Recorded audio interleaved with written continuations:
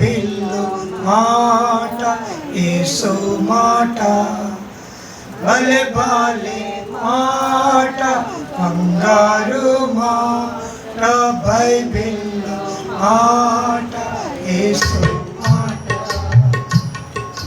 నా జీవితాన నీ జీవితాన మరువని మాట యేసు మాట నా జీవితాన నీ జీవితాన మరువని మాట యేసు మాట భలే భలే మాట బంగారు మాట బైబిల్ మాట యేసు మాట భలే భలే మాట బంగారు మాట బైబిల్ మాట యేసు మాట. కూర్చోండి.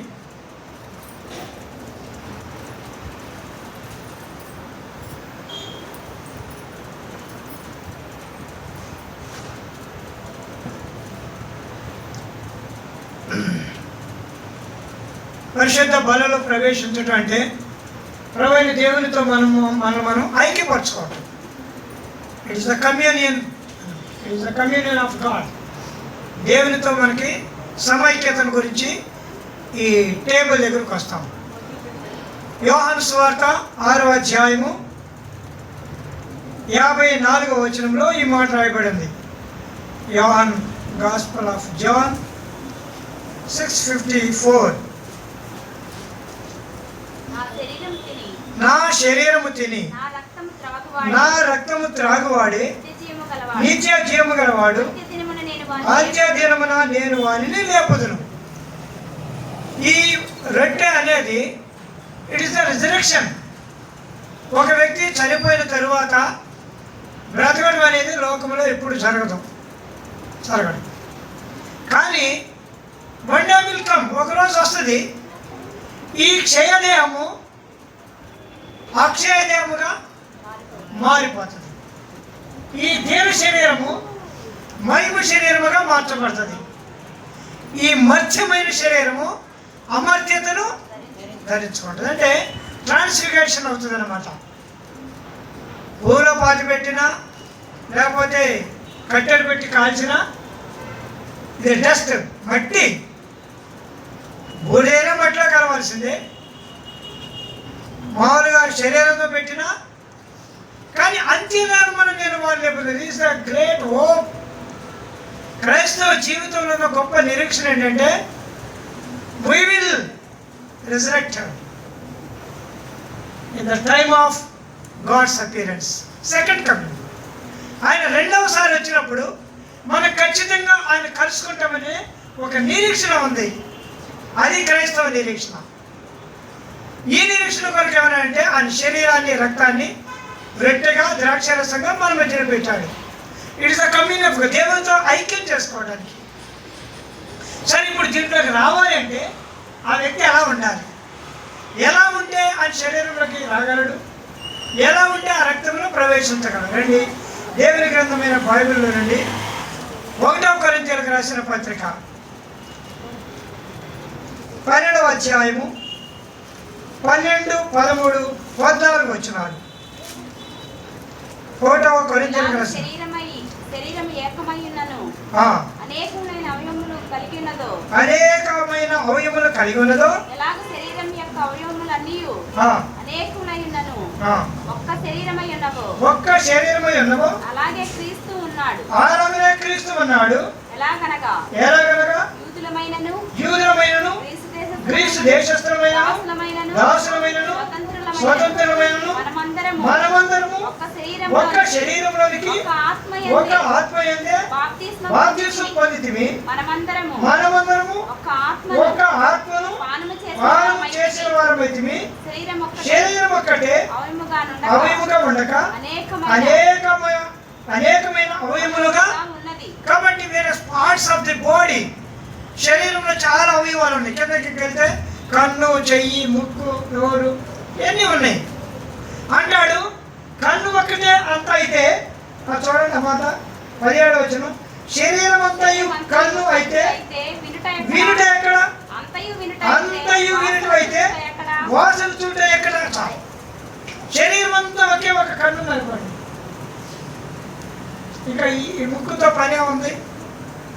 ఈ చెవుతోటి పనే ఉంది కదా, ఈ చేతితో పనే ఉంది. అందుకని శరీరం అంతా కన్ను పెట్టాం. శరీరంలో చాలా భాగాలు పెట్టాడు. అందులో నోరు దగ్గరికి వెళ్తే మళ్ళీ నోట్లో పళ్ళు పెట్టాడు, గట్టి ముక్కలు అని. చెరుకేళ్ళు పిండి చేయాలి, పళ్ళు. మాకు చాలా పెళ్ళని పోయేది లేదు, పడిపోయిన తంటాలు ఏమి లేవు. సో ప్రభు కొంతమంది గుంచాడు, సంతోషం. కాబట్టి నోట్లోకి వెళ్తే మళ్ళీ పళ్ళు ఉంటాయి, మళ్ళీ నాలుగు ఉంది, నాలుగు అంగిడి ఉంది, మళ్ళీ అంగిడి నాలుగు ఉంటాయి. దాన్ని ఏమంటారు మీరేమంటారు? మెడికల్ వాళ్ళు అంగిడి అంటారా? అంగిడేనా? అంగిడి ఉంది. అది రాకపోతే ఈ నాలుగుకి మూమెంట్ కరెక్ట్గా రాదు, మాట రాదు. అట్లా ఉంటావు దిగిపోతూ ఒక రాగం రాకూడదు మాట.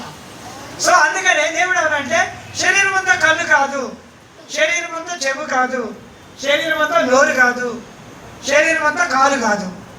అనేక అవయవాలు ఒక్క శరీరంగా ఉన్నాయి. అందుకని ఒక్క ఆత్మయందే పానము చేస్తున్నాము, ఒక ఆత్మయందే బాప్తిసం పొందాము. కాబట్టి శరీరం దీన్ని వందగా చేయాల్సిన అవసరం లే. 100 రొట్టెలుగా పెడితే అప్పుడేముంది, నాకు చిన్న ముక్క ఇచ్చావేంటి?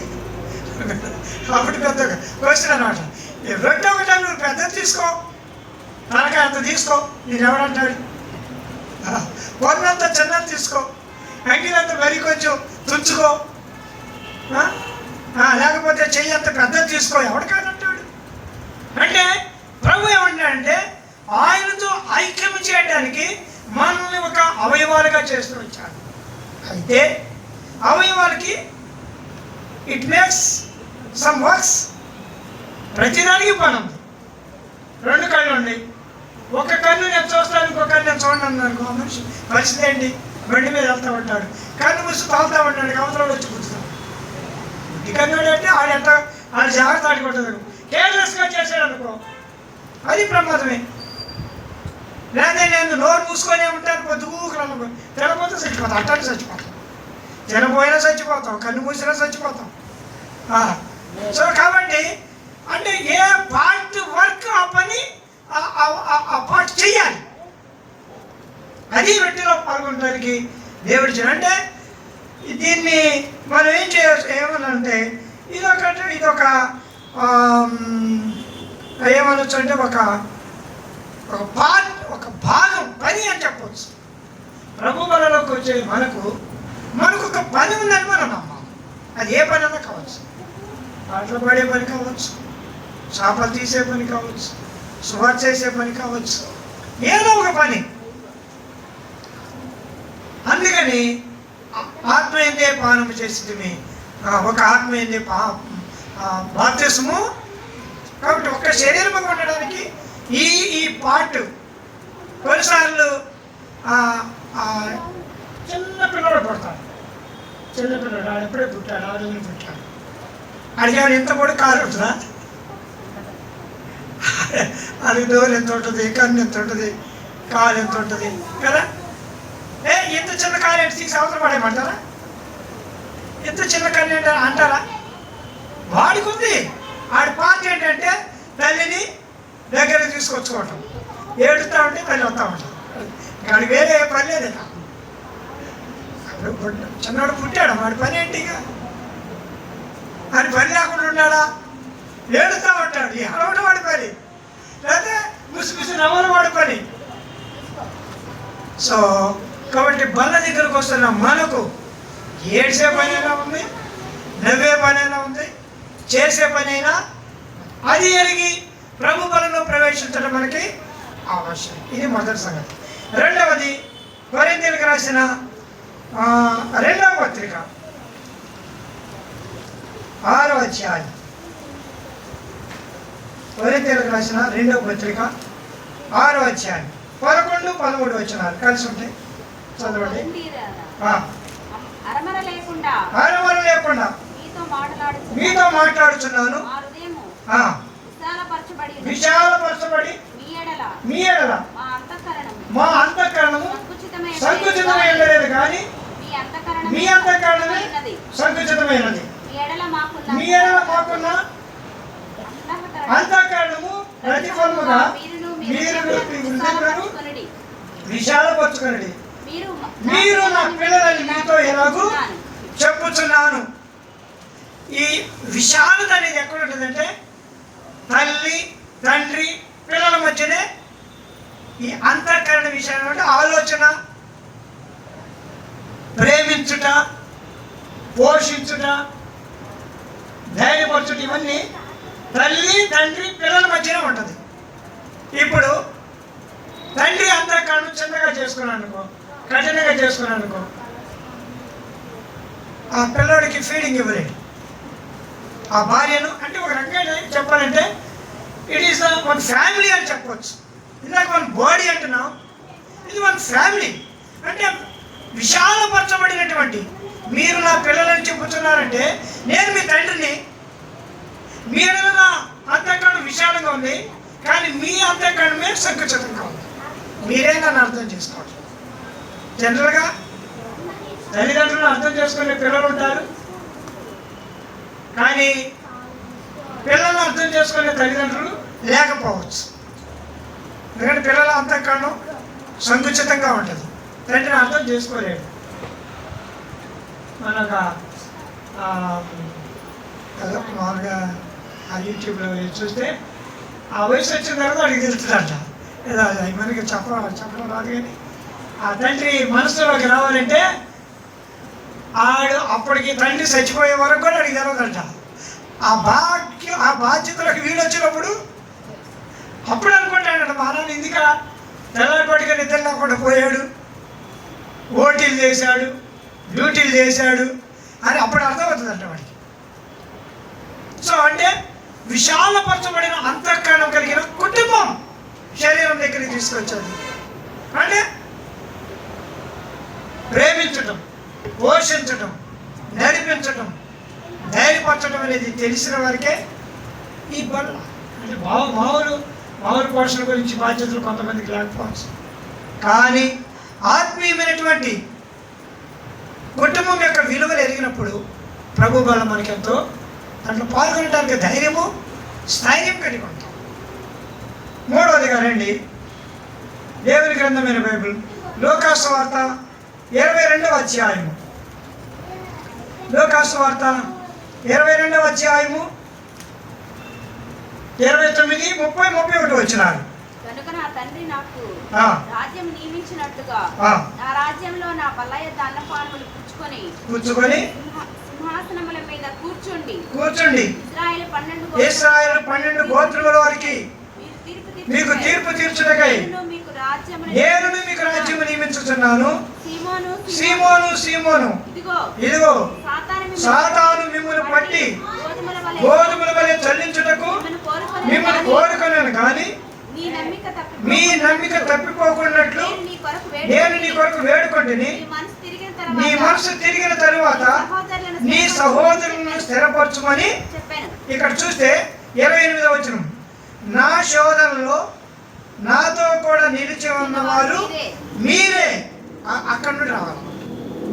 వాస్తవంగా ఏంటంటే ప్రభు బల్లలోకి రావాలంటే శోధనలో నిలిచిన వారికి బల్ల, శోధనలో నిలిచిన వారికి తీర్పులో జడ్జి చేసే ఆధిక్యత, శోధనలో నిలిచిన వారికి తండ్రి రాజ్యంలో కూర్చునే అర్హత. ఈ చిన్న బలే కానీ ఇది శోధనను చూపిస్తామండి. శోధనలో నిలిచి ఉండే వరకే చేస్తుంది. ఈ మాటే ఆ శోధన కూడా ఎట్లా ఉంటుందంటే ఆ శిష్యులు చెప్తూ సాతాను గోధుమలను జల్లించినట్లు అంట. ఇప్పుడు 6 నెలలకో 3 నెలలకో ఒకసారి శోధన వచ్చిందనుకో, అదేమనిపిస్తుంది మనకి, పర్వాలేదులే ఏం చేస్తామని అనుకుంటాం. నిన్న ఒక శోధన ఏంటి, గ్యాస్ లేదు. ఇవాళ ఒక శోధన, తెల్లారిపాటికే ప్రయాణం. రేపు ఒక శోధన. ఇట్లా మనకు అర్థమైతే చాలా ఉన్నాయి కదా, ఏం తక్కువ లేవు. శరీరం బాధ పెడుతుంది, రోగం, ఇవన్నీ శోధనలే. ఇది జల్లించడం అంటారు. దీన్ని ఏమంటారు? ఇప్పుడు జల్లించేవాడు జల్లించేటప్పుడు మట్టి గడ్డాలు తర్వాత పడు, రాయాలు ఇంకొక గంట తర్వాత పడు అంటాడా? ఏనాడా ఏమో జల్లించేటప్పుడు ఆ జల్లెడు తీసుకున్న అక్క మట్టి గడ్డాలు కొంచెం ఉండక పడు, ఈ రాయి పడిన తర్వాతే పడు అంటాడా? ఏది ముందు పడుతుందో తెలవదు. రాయి అయినా పడవచ్చు, మట్టి అయినా పడవచ్చు, ఒంటి కింద అయినా పడవచ్చు, దాని కన్నుని బట్టి, కన్ను అంటారు రంధ్రానికి కన్నులు అంటారు, మా భాషలో కన్ను అంటారు. సో ఆ లెంగ్త్ని బట్టి ఏదైనా పడవచ్చు. కాబట్టి అన్నిట్లో నిల్చున్నప్పుడు ఏది ముందు పడినా పర్వాల. కొంచెం భయం వేస్తున్నట్టుంది కదా, ఇది ఎక్కడ గోలా రొట్టెందుకు నాకెందుకు వచ్చారు, ఏదో ఒకటి పడేటట్లుంది. కుటుంబీకుల ద్వారా, అన్నదమ్ముల ద్వారా, అక్క చెల్లెళ్ళ ద్వారా, స్నేహితుల ద్వారా, బంధువుల ద్వారా గోధుమలు జల్లెడలో పడి జల్లించినట్లు వచ్చే శోధన నిలిస్తే తండ్రి రాజ్యం, తీర్పు తీర్చే భాగ్యం, పరలోక రాజ్యంలో ఉండే దానికోసం శోధన వచ్చేది. ఇప్పుడు పిల్లలకి పరీక్షలు ఎందుకు వస్తాయి? పిల్లలకి పరీక్షలు ఎందుకు పెట్టారండి? మీరు ఎందుకు పెట్టారు పిల్లలు చేస్తుంటారు? మీరు స్కూల్ లెక్చరర్గా మీరు ఏం చేశారు? పరీక్షలు పెట్టారు పిల్లలకి. ఎన్ని స్కూల్లో చేశారు మీరు? ఎన్ని కాలేజీలు చెప్పండి? సుమారు ఎన్ని కాలేజీలు చేశారు? చేశారా? చెప్పండి మాకు, నేను వింటున్నా. చెప్పండి. గాంధీ మున్సిపాలిటీ, గాంధీ కాలేజీ, విజయవాడ ఎన్ని కాలేజీలు, హైదరాబాద్ ఎన్ని కాలేజీలు చేశారు. కాబట్టి ఇన్ని కాలేజీలు మీరు కూడా ఉంటారుగా. పిల్లలకి పరీక్షలు ఎందుకు పెడతారు? ఎందుకు పెడతారు? వాళ్ళు ప్రమోట్ చేయబడాలని. అంతేనా? పరీక్ష పెట్టేది వాళ్ళు క్లాస్కి ప్రమోట్ అవ్వడానికి. 5th క్లాస్ నుండి 6th క్లాస్కి నేను ఒక చోటికి వేరే స్కూల్కి వెళ్తాను. ఆయన నాకు మార్క్ లిస్ట్ ఇచ్చాడు. అంటే టీసీ మీదే, అప్పుడు టీసీ మీదే మార్క్ లిస్ట్ కూడా ఉండేది. 5th క్లాస్ వాళ్ళు కూడా మార్క్ లిస్టులు ఉంటాయని అప్పుడు నాకు అర్థమైంది. అప్పుడు ఒకే టీసీ మీదే ఏ క్లాసులో ఎన్ని మార్కులు వచ్చినాయో రాశారు. అంటే సంగతి ఏంటంటే ప్రమోట్ చేయబడ్డానికి. శోధనలు ఎందుకు వస్తాయంటే మనం ఇంకా ఆత్మీయంగా ఎదగటానికి. అంతేగాని కృషించి నశించి ఏడుస్తా మూలుగుతా ఉంటాం కాదు. సో అందుకనే అదే మాట చెప్పి తర్వాత పేతురుతో కూడా మాట, నేను నీ కోసం వేడుకుంటానయ్యా, నేను నమ్మిక తప్పిపోకుండా జాగ్రత్త పడమంటే అదేమంటాడు చూడు. ఏమన్నాడు? నీ మనసు తిరిగిన తర్వాత అంటే నువ్వు ఒకసారి ఖచ్చితంగా తప్పిపోతావు. ఎట్లాగా చూడు. ఇప్పుడు 33 వచ్చిన ఏమన్నాడు? అయితే అతడు ప్రభువా నీతో కూడా చెరలోనికి మరణమునకు వెళ్ళుటకు సిద్ధముగా ఉన్నానని చెప్పాను. అనగా ఆయనతో చెప్పగా అనగా ఆయన పేతురు నీవు నన్ను ఎరగనని ముమ్మారు చెప్పు వరకు నేడు కోడి కూయదని నీతో నీ నమ్మిక జాగ్రత్త చూసుకో. మనసు మారిన తర్వాత సహోదరుని స్థిరపరచమంటే అని అన్నాడు. నేను ఇప్పుడు బాగానే ఉన్నాను అనుకున్నాను. సరే నువ్వు బాగానే ఉన్నావంటే ఎట్లా బాగున్నావని చెప్పండి. ఏమన్నాడంటే నీతో కూడా చెరలో ఉండడానికి, నీతో కూడా మానవులో ఉండడానికి, ఎక్కడికి నీతో కూడా చెరలోనికి మానవులోనికి వెళ్ళడానికి సిద్ధంగా ఉన్నాను అన్నాడు. అప్పుడు ప్రభు అన్నాడు, నువ్వు 3 సార్లు నన్ను ఎరగని చెప్పేంత వరకు కోడే పోయిదిరా, నీకోసం కోడేలా ఆపుతుంది. ఇప్పుడు కోడి ఒక జాముల్లోకి వస్తుంది. ఇప్పుడు వరకు ఒక కోడి కోతలు లేవులే, అలారం కోతలు అని పడుతుంది. మన కోతలు ఇప్పుడు 4:30కి 5:30కి ఇప్పుడు వెళ్ళాలంటే అప్పుడు అలారం పెట్టుకుంటా. అదే మన కోడి కోత. కాబట్టి అప్పుడు కోడి కుక్కరు కోడి కూసేది. నీవు నన్ను ముమ్మారు ఎరగను అని చెప్పేంత వరకు కోడే కూయదు. అంటే కోడి కూసే లోపే 3 సార్లు వేస్తాం. ఎంత నీ పరిస్థితి ఏదో అన్నాడు అనమాట.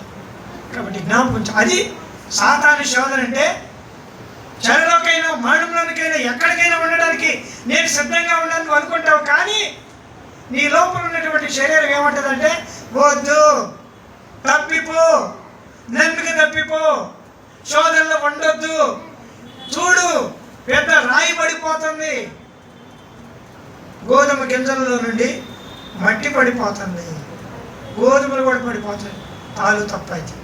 కాబట్టి జ్ఞాపకం చేయబడుతుంటున్నాను, శోధనలో నిలిచిన వారే ప్రభు బలలోకి రావాలి. మొట్టమొదటి ఒక్క శరీరముగా మార్చబడిన వారికి, రెండవది తండ్రి కుటుంబం యొక్క అంతఃకరణం యొక్క విశాలత కలిగిన వారు ప్రభు బలలోకి రావాలి. మూడవది ఎన్ని శోధనలు వచ్చినా భరించడానికి ఇష్టపడిన రాదని చెప్పాడు. నేను నమ్మితో జాగ్రత్తగా నీకు శోధన వస్తుంది, గోధుమ జల్లించినట్టు చదువు స్థిరపరచడానికి నిన్ను వాటిని అనుమతించామంటాడు. మూడవది. నాలుగవదిగా రండి,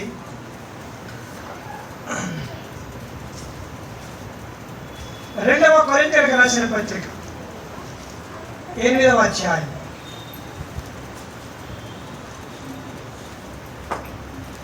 చాలా ఉంది, ఇవన్నీ చెప్పను కానీ ఒక మాట మాత్రం చెప్పి ముగిస్తాను. 8వ అధ్యాయం 1వ వచనం నుండి 24 వచనాల వరకు ఓ శ్రేష్టమైనటువంటి సంగతుల గురించి చెబుతూ ఇది మొదటి వచనం రాయబడింది. సహోదరులారా, మాసిదోనియా సంఘములకు అనుగ్రహింపబడిన దేవుని కృపను గురించి మీకు తెలియజేస్తున్నాను. రెండవ వచనం, ఎలాగనగా వారు బహుశ్రమల వలన పరీక్షింపబడగా అత్యధికంగా సంతోషించని, మరియు వారు నిరుపేదలైనను వారి దాతృత్వం బహుగా. ఇదంతా కూడా దేవుని కృపను గురించి చెప్తాడు అనమాట. ఆయన ఎలాంటి కృప కలిగి మీ కొరకు దరిద్రుడయ్యాడు, మిమ్మల్ని ధనవంతులుగా చేయడానికి చీతులు పంపిస్తున్నాను. ఆయన పంపే ఉద్దేశం ఏంటంటే మీకు నేర్పించినటువంటి కృప. అన్ని ఈ అధ్యాయం అంతా కూడా దేవుని కృపా మహాదేశ్వర్యం గురించి రాస్తూ ఈ మాసిదోనియా సంఘము కొరింథీ సంఘానికి ఒక సవాలుగా ఉన్నారు. ఎట్లా ఉన్నారంటే వారు బహుశ్రమంలో కూడా నిలిచిన వారై పరీక్షింపబడి అత్యధికంగా సంతోషిస్తున్నారంట. సరే, శోధన వేరు, శ్రమ వేరు. మళ్ళీ ఇదే ఒక టాపిక్ అన్నమాట. శోధన వేరు, శ్రమ వేరు. శోధన అంటే బాధ పెట్టేది, శ్రమ అంటే చేయవలసింది. ఇక్కడికి వస్తా. వాళ్ళు ఏం చేశారు చూడండి, 12వ వచనం చదువుతాం. మొదట శక్తి మించి కాదు కానీ కలిమి కొలది ఇచ్చినది ప్రీతికరం. ఇదంతా ఏంటంటే ఒక కొరింథీ సంఘానికి ఇచ్చేదాని గురించి నేర్పించే దేవుని కృపా మాటలు అన్నమాట. వాళ్ళు సిద్ధమైన మనసు కలిగి ఇచ్చేదానికంటే కలిమి కొలది ఇచ్చేదే ప్రీతికరం. కొరింథీ సంఘం చాలా పెద్ద సంఘం, మాసిదోనియా చాలా చిన్న సంఘం. ఈ చిన్న సంఘం పెద్ద సంఘానికి సవాలుగా కనపడతా ఉంది. వాళ్ళు అత్యధికంగా సంతోషిస్తున్నారంట. అంటే ఈ అమలు ఇక్కడికి శ్రమ దగ్గరికి రావాలి. శ్రమ ఎప్పుడు వస్తుందంటే ఇచ్చే దగ్గరే వస్తుంది. మేము చాలా పెళ్ళిళ్ళకి వెళ్తూ ఉంటాం, చాలా ఫంక్షన్లకు వెళ్తూ ఉంటాం, లక్షలు ఖర్చు పెడతాం. ఆ సేవకుడు పెళ్లి చేసేదాకే ఆయన బాధ్యత. పెళ్ళి అయిన తర్వాత లేదా ఫంక్షన్ అయిన తర్వాత ఆయన తిన్నాడో లేదో పట్టించుకోండి. ఇట్స్ వెరీ ఫ్యాక్ట్ అని చెప్పేది. ఆయన ఎక్కడ కూర్చున్నాడో ఆయనతో సంబంధం లేదు. ఎందుకంటే ఈ ఫోటోలు భార్యాభర్తలు వెళ్ళిపోయి పెళ్లి కూతురు పెళ్లి దగ్గర కూర్చున్నారంటే ఈ సేవకుడు పెళ్లి చేసేవాడు ఏం చేయాలి? ఆయన దగ్గరికి వెళ్ళి కూర్చోండి, తెరలేడు. వీళ్ళు మరో చోటికి వెళ్ళి కూర్చొని తెరండి నేను తీసుకొస్తాను చెప్పలేదు. శోభ, శ్రమ అంటే విమర్శించడం కాదు, ఎరగాలి, ఈ సత్యాన్ని ఎరగాలి. పెళ్లి చేయడానికి అన్ని ఫోన్లు చేసావే, గృహప్రవేశానికి అన్ని ఫోన్లు చేసావే, మరి తినేటప్పుడు ఒక 10 నిమిషాలు ఎవరినో ఒకటి పెట్టరాదా వాళ్ళ దగ్గర? అన్నాడు కొంచెం చూడరా అని ఒక అమ్మాయిని ఒక అబ్బాయిని పెట్టొచ్చుగా. మరి అక్కడ ఎందుకు చూడలేము? అది వీళ్ళకి శ్రమ. తర్వాత ఇవ్వాలంటే కూడా శ్రమ.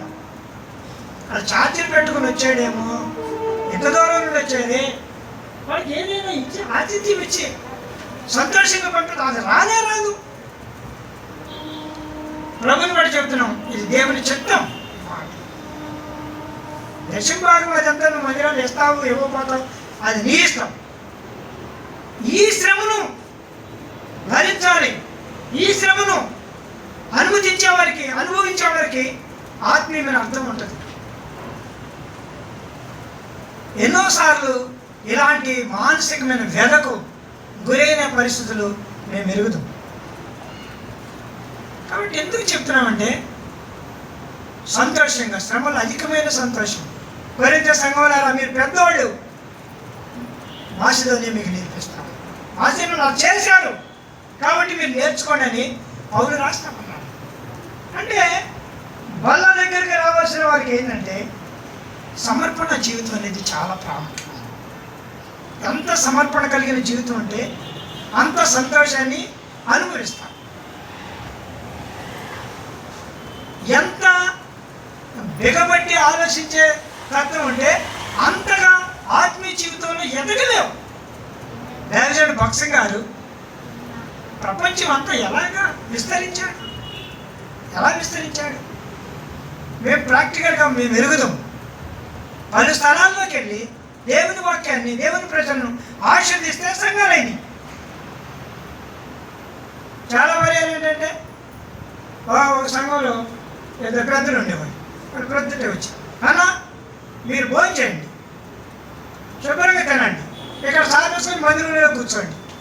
మందిరంలో కూర్చోండి, వచ్చాము, ఎక్కడికి పోవద్దు, ఈ మాట అంటారు ఫస్ట్.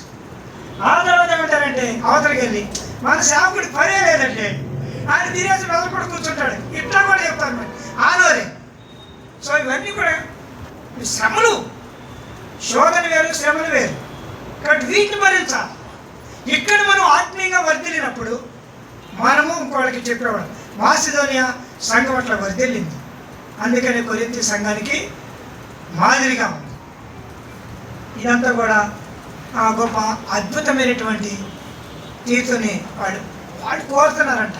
పంపించండి, మా దగ్గర ఉండి రండి, మా దగ్గర ఉండి పంపించండి, మాకు కావాలి. కాబట్టి ఇలాంటి తాత్పర్యం వల్ల మనకి నేర్పిస్తామని. చివరగా పాత నిబంధనలు ఒక సంగతి చెప్పి ముగిస్తాను. యెషయా గ్రంథం 55వ అధ్యాయం. పాత నిబంధనలో కూడా ఈ కమ్యూనియన్ ఉంది.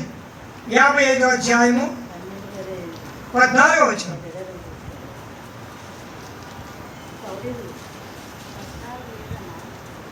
చదవండి. మనము కూడి చదవమ్మా. మనము కూడి 55:14 కీర్తనలు క్షమించు, నేను చెప్పాను నేను కీర్తనలు క్షమించు. కీర్తనలు 55:14 మనము కూడి మధురమైన గోష్ఠి చేసి ఉన్న వారము ఉత్సవమునకు వెళ్ళు సమూహముతో దేవుని మందిరమునకు పోయి చాలండి. ఈ బలలోకి వచ్చేవాడు ఎవరంటే మధురమైన గోష్ఠి చేసేవాడంట. మంచి ఆనందంగా ఉండేవాడికి బల ఆత్మీయంగా మధురమైన రుచులు అనుభవించాలి. మధురమైన రుచులు అనుభవించాలి అంటే దాంట్లో ఉలవచారు వాడు. ఉలవచారు ఉండాలి. ఎన్ని ఐటమ్స్ ఉండాలండి ప్రసాద్ గారు? ఎన్ని ఉంటే చాలా ఐటమ్స్ ఉండాలి. మధురమైన గోష్ఠి అంటే అది. సో అలాంటి సంతోషాన్ని పొందేవారు అంటే రకరకాల రుచులు ఎలాంటి మాదిరి తెలుస్తాయో అలాగే ఆత్మీయమైన అనేకమైన సంగతులను మనం అనుభవిస్తూ బలంలోకి వచ్చేవాళ్ళం. రెండోది ఏమన్నాడు? మధురమైన వచ్చేసి ఉత్సవములకు వెళ్ళు సమాజం లాంటి వారు అంట.